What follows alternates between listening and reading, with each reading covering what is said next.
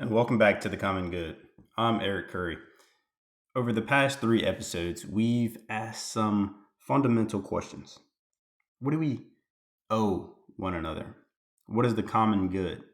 And why is America more than its government? Today, I'd like to take the next step by asking another question.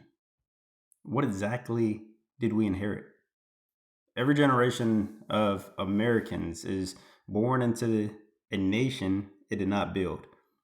We inherit a constitution we did not write, freedoms we did not secure, institutions we did not establish, sacrifices we did not make.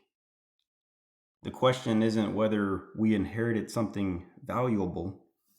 The question is whether we fully appreciate what we've been entrusted with.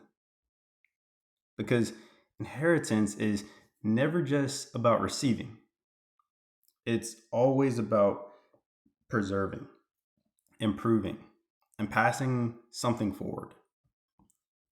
Today, we're going to talk about the republic we inherited. We often hear the United States described as a democracy, and that's not entirely wrong. We elect our leaders through democratic processes.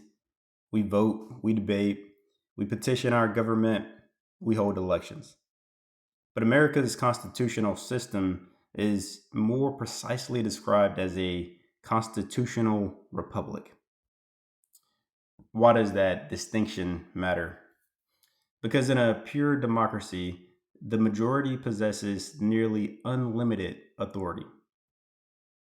In a constitutional republic, the majority governs, but within constitutional limits designed to protect the rights of everyone, including minorities and individuals. The Constitution places boundaries on government. It distributes power among three branches. It divides authority between the federal government and the states. It guarantees individual liberties that cannot simply disappear because public opinion changes. That system wasn't designed to make governing easy, it was designed to make tyranny difficult. The founders were extraordinary people. They were also imperfect people. Some owned slaves, some disagreed sharply with one another, some feared a government that was too weak, others feared one that was too strong. They argued, compromised, changed their minds, and sometimes failed to live up to the very principles they proclaimed.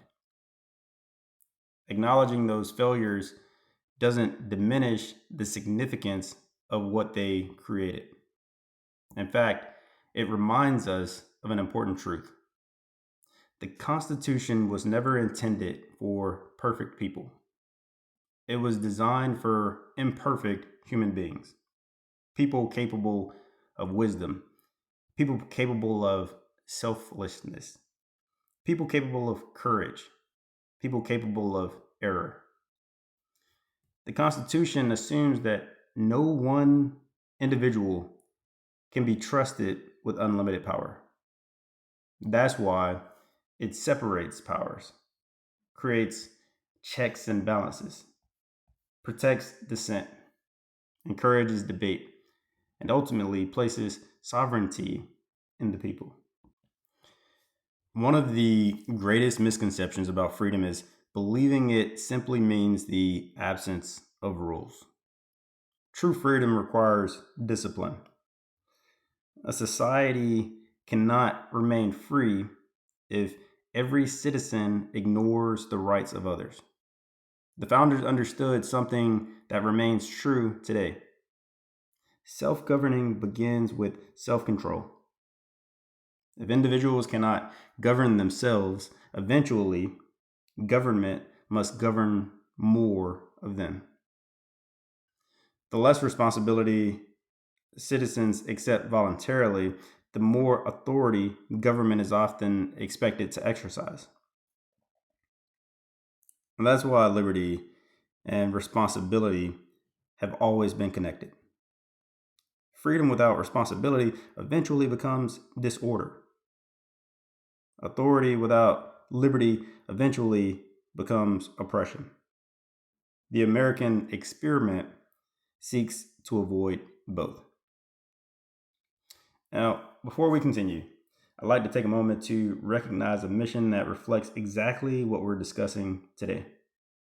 The Liberty and Justice Scholarship exists because every generation has a responsibility to invest in the next one.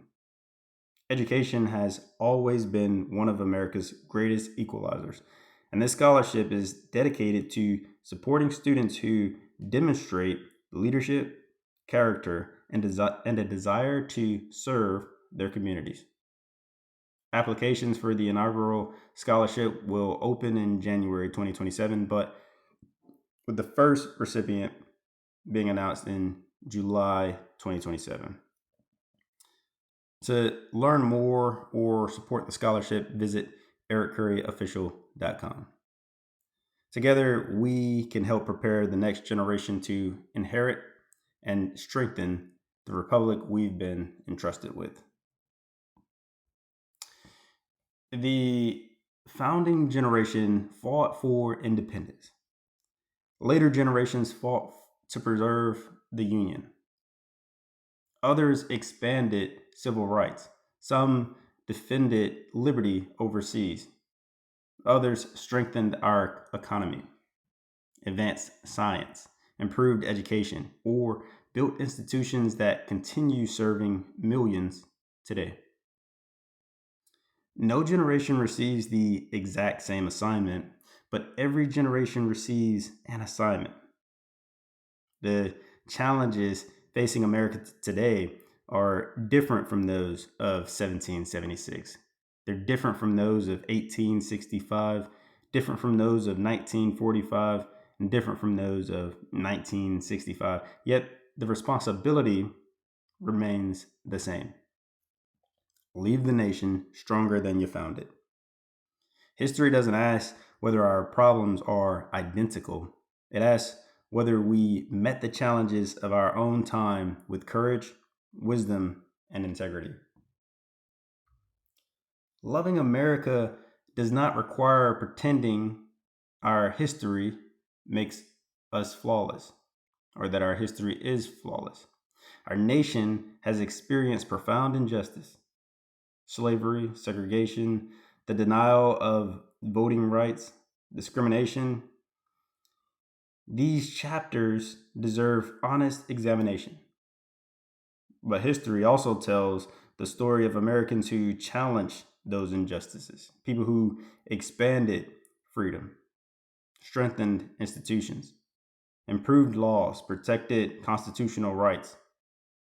Patriotism means loving your country enough to tell the truth about its failures while believing it is still capable of becoming more faithful to its highest ideals. We honor the past not by pretending it was perfect, we honor it by learning from it. One phrase often attributed to constitutional scholars is that the Constitution is not self executing. And what does that mean? It means the document itself cannot preserve liberty. Paper cannot defend freedom. Ink cannot enforce justice. The Constitution depends upon judges willing to uphold it, legislators willing to respect it, presidents willing to honor it, and military officers who are willing to defend it. Ultimately, constitutions survive because people choose to preserve the principles they contain. The greatest threat to constitutional government is not disagreement. Disagreement is expected. The greatest threat is indifference. When citizens stop participating, stop learning, stop voting, stop holding institutions accountable, freedom slowly weakens. Sometimes we speak as though America belongs only to one political party. or one ideology, one generation. It doesn't. This republic belongs equally to those who voted for the winning candidate and those who voted for the losing one. It belongs to lifelong Democrats, lifelong Republicans, independents, veterans, teachers, factory workers. It belongs to us all. The republic belongs to every American willing to accept both the rights and the responsibilities of citizenship. We inherited more than a government.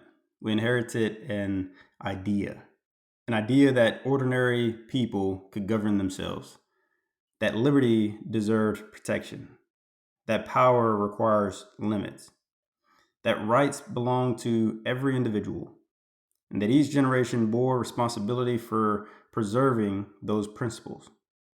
The republic we inherited is not guaranteed. It's never been.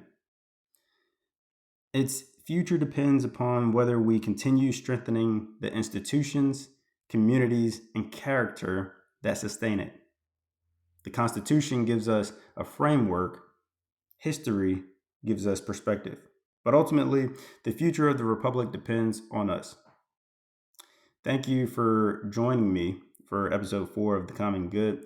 If today's conversation encouraged you, share it with someone who believes thoughtful dialogue still has a place in American life.